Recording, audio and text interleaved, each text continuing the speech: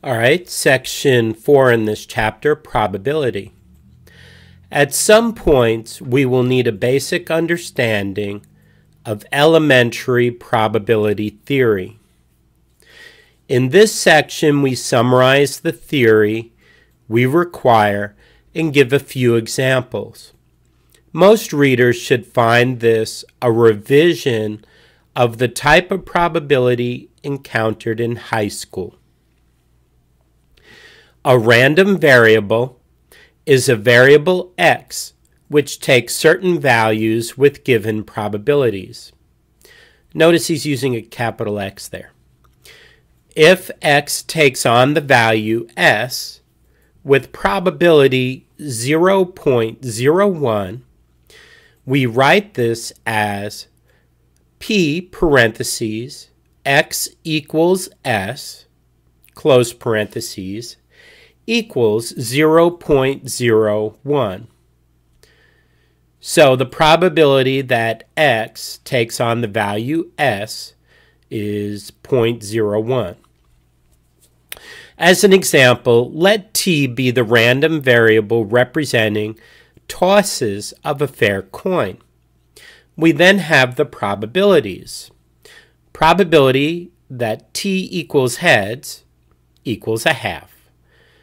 P parentheses t equals tails close parentheses equals a half. As another example, let E be the random variable representing letters in English text. An analysis of a large amount of English text allows us to approximate the relevant probabilities by P, that E equals little a, is 0.082. P, or probability, that capital E, which is the random variable representing letters in English text, equals lowercase e, close parentheses, is 0.127.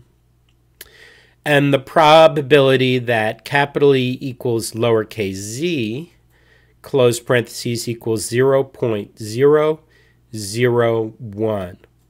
So we see that to get A is 82 over 1,000. To get E is 127 over 1,000. And to get Z is 1 out of 1,000. Basically, if x is a discrete random variable and the probability that the random variable x is some x, little x, is the probability distribution, then we have the two following properties.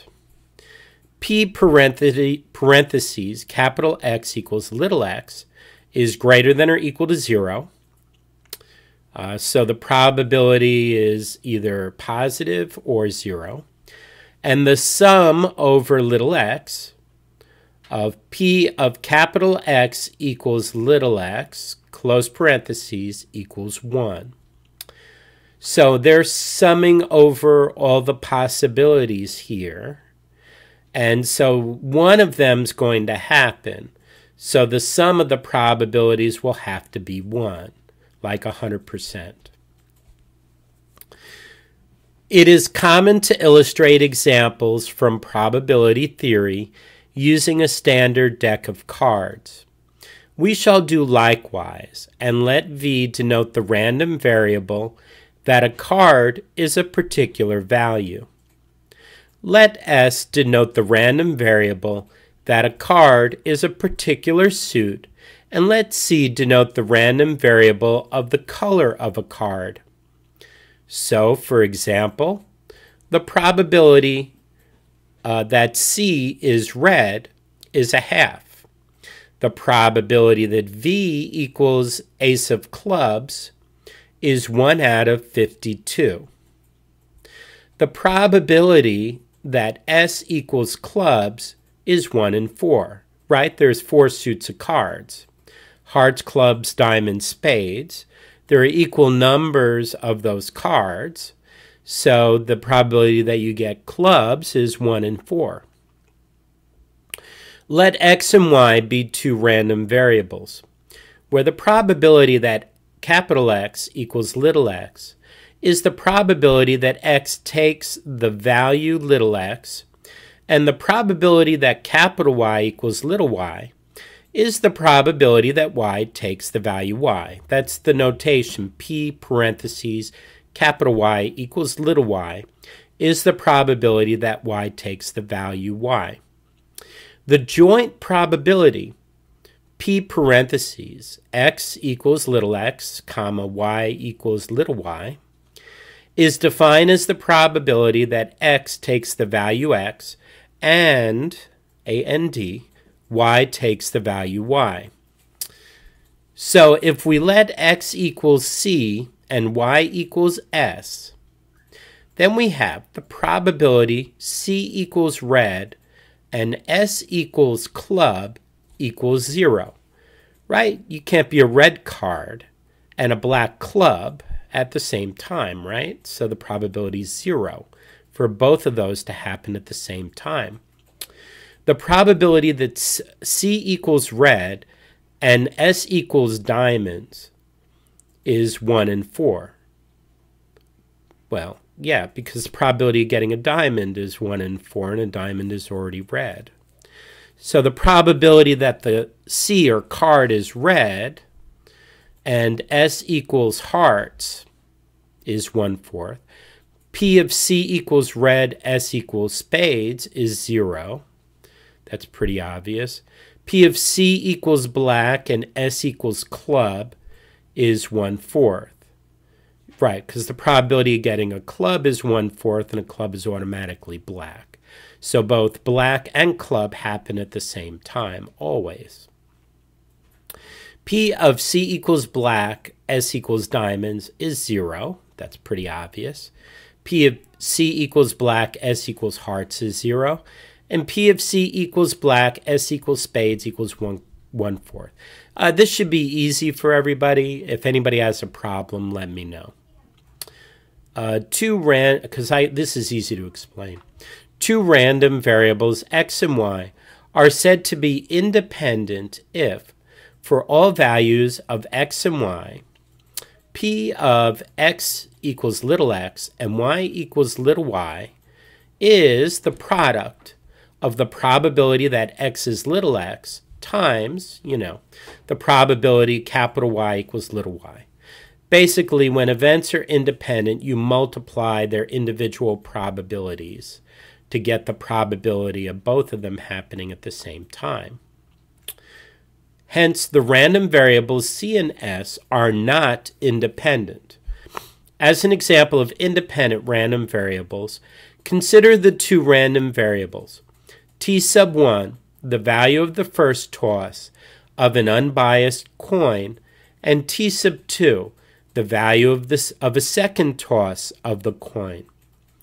Since assuming standard physical laws, the toss of the first coin does not affect the outcome of the toss of the second coin.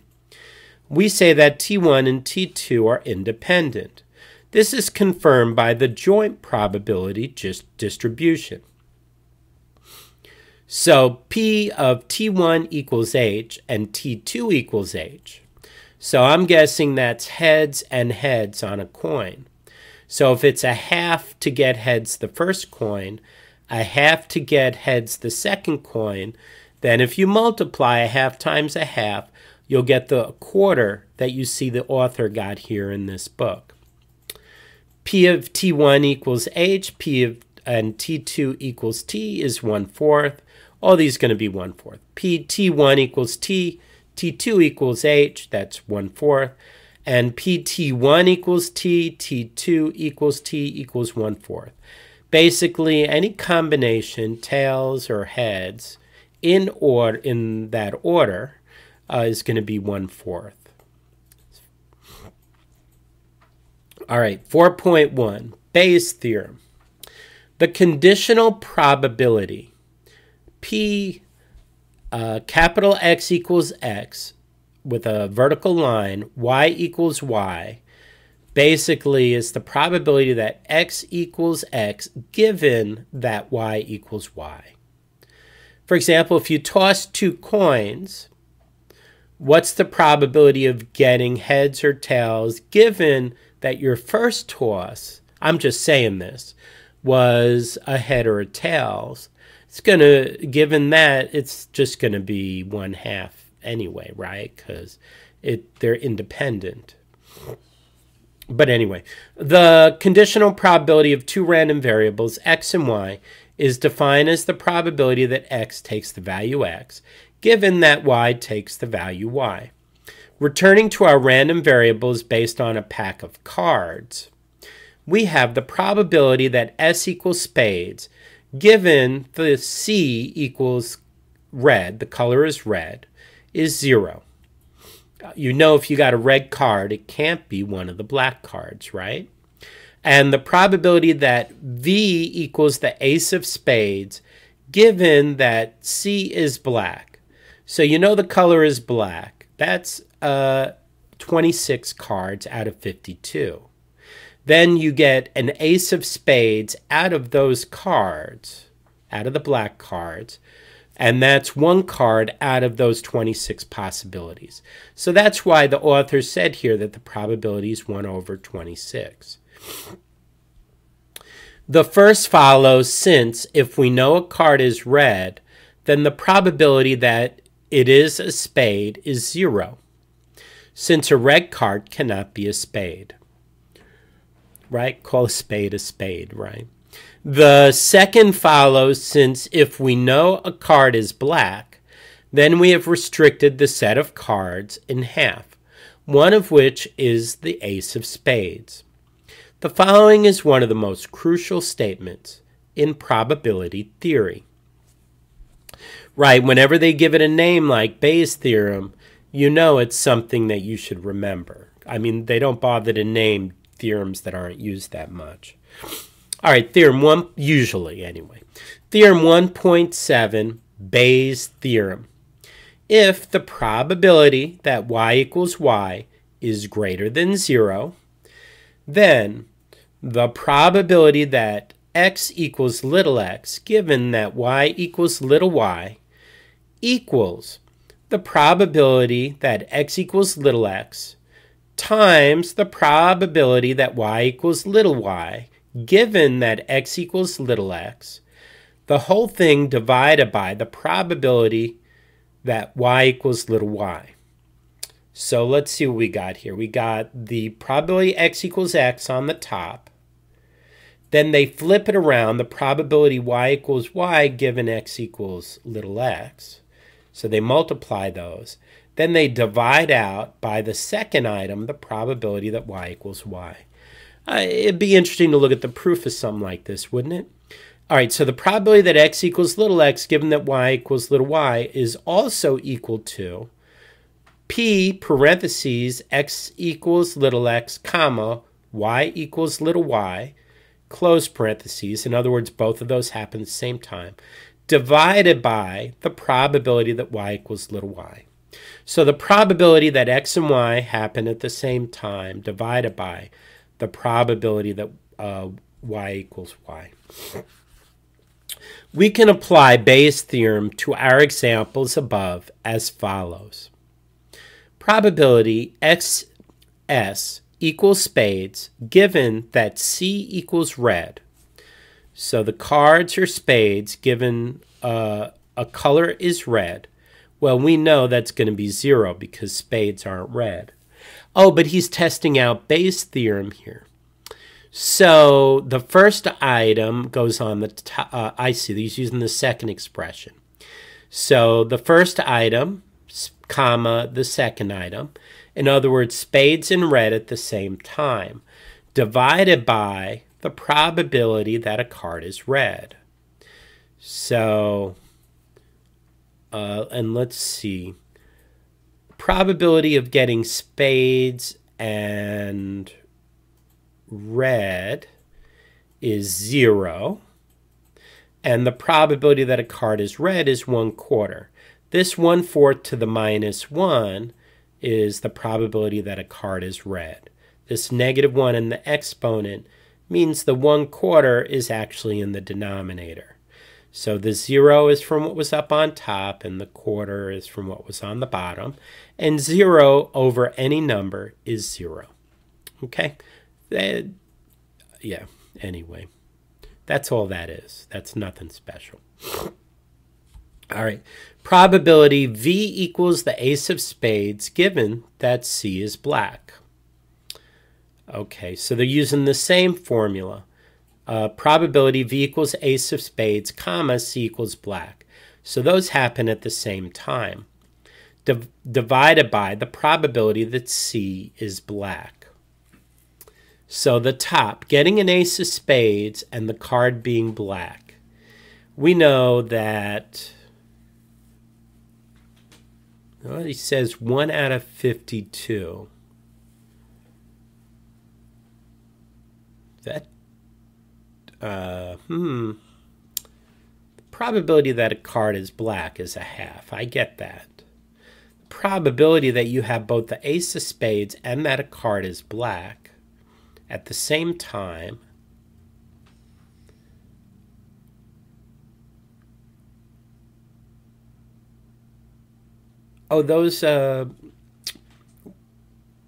yeah. All right, I'm going to have to think about that. If you want me to explain it, let me know. So he claims this is 1 out of 52. The probability the card is black is easy because half the cards are black. I know the probability of getting an ace of spades is 1 out of 52. But this is comma that the card is black.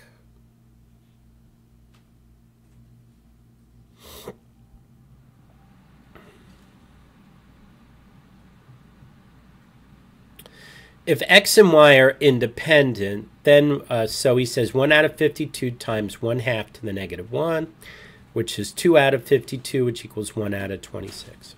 If x and y are independent, then we have the probability that x equals little x, vertical line, y equals little y, that's x equals x given that y equals y, equals the probability that x equals little x. Okay, yeah, that's obvious. If you're given some information, but it has nothing to do with what you're calculating, then by all practical purposes should not influence your results. So, I mean, that's sort of a common sense statement. I.e., the value which x takes does not depend on the value that y takes. Right? So that means the probability of x given y is just the probability of x itself, because y has nothing to do with it. All right, 4.2, birthday paradox.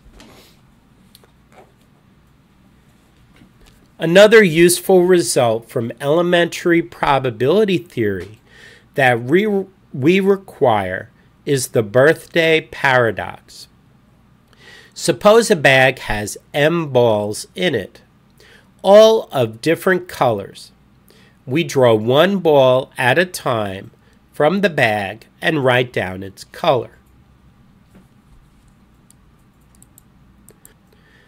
We then replace the ball in the bag and draw again. If we define M to the parentheses N equal to M times M minus 1 times M minus 2 ... times M minus N plus 1. So they defined M to the parentheses N as an expression sort of like a factorial, right? Where you multiply M times M minus 1, M minus 2, but you only go down to M minus the pseudo-exponent plus 1. Okay, then the probability after N balls have been taken out of the bag that we have obtained at least one matching color or coincidence is 1 minus M to the parentheses N, that's that weird notation up there, divided by M to the N, that's the normal exponent. So again, it's 1 minus M to the parentheses N, The m to the parentheses n has m to the n over, it's over m to the n. So you would do m to the parentheses n divided by m to the n, and then do 1 minus the result. As m becomes larger, the expected number of balls we have to draw before we obtain the first coincidence, I guess matching balls, is square root pi m over 2. All that under the square root. Oh, so it's interesting that pi shows up in that expression. Pi shows up in odd places. To see why this is called the birthday paradox, consider the probability of two people in a room sharing the same birthday. Oh, that's like matching colors. Same birthday would be like matching colors, okay? That's what I think he's getting at. Most people initially think that this probability should be quite low, since they are thinking of the probability that someone in the room shares the same birthday as them. One can now easily compute that the probability of at least two people in a room of 23 people having the same birthday is 1 minus 365 parentheses 23 over 365 23. That means you do 365 parentheses 23, that special notation we saw above, divided by 365 23. You compute that division, then you do 1 minus that number, sort of the complement, because 1 would be 100% probability, and that's approximately 0.507. So you have a better than 50% chance that the probability of at least two people in a room of 23 people having the same birthday, which is, 23 is like the size of a classroom of students. In fact, this probability increases quite quickly, since in a room of 30 people, we obtain a probability of approximately 0.706. And in a room of 100 people, we obtain a probability of over 0.9999996. In other words, it's almost 100% chance that two people will have a matching birthday in a room of just 100 people. Chapter summary. A group is a set with an operation which has an identity, is associative, and every element has an inverse.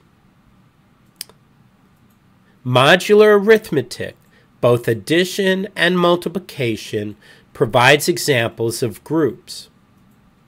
However, for multiplication, we need to be careful which set of numbers we take when defining a group with respect to modular multiplication.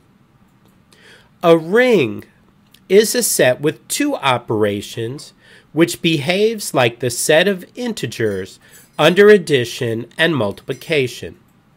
Modular arithmetic is an example of a ring. A field is a ring in which all non-zero elements have a multiplicative inverse. Integers modulo a prime are examples of fields.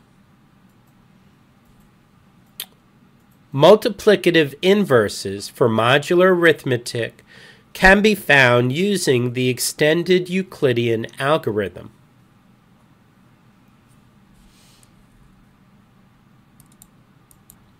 Sets of simultaneous linear modular equations can be solved using the Chinese remainder theorem.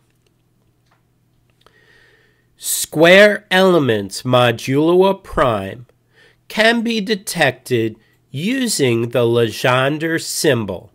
Square roots can be efficiently computed using Shank's algorithm.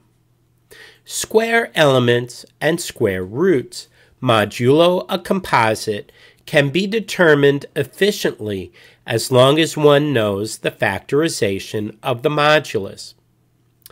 Bayes' theorem allows us to compute conditional probabilities. The birthday paradox allows us to estimate how quickly collisions occur when one repeatedly samples from a finite space. So how quickly collisions occur.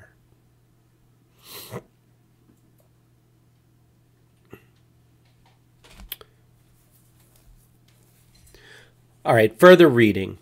Bach and Shallit, B-A-C-H and S-H-A-L-L-I-T, is the best introductory book I know which deals with Euclidean's algorithm and finite fields. It contains a lot of historical information, plus excellent pointers to the relevant research literature, whilst aimed in some respects at computer scientists. Bach and Shallitt's book may be a little too mathematical for some. For a more traditional introduction to the basic, discrete mathematics we shall need at the level of a first-year course in computer science, see the books by Biggs or Rosen. So, E. Bach and J. Shallit, Algorithmic Number Theory, Volume 1, Efficient Algorithms, MIT Press, 1996. N. L. Biggs, B-I-G-G-S, Discrete Mathematics, Oxford University Press, 1989. K. H. Rosen, R-O-S-E-N, Discrete Mathematics and Its Applications, McGraw-Hill, 1999. Lord willing, next time we'll continue with Chapter 2, Elliptic Curves.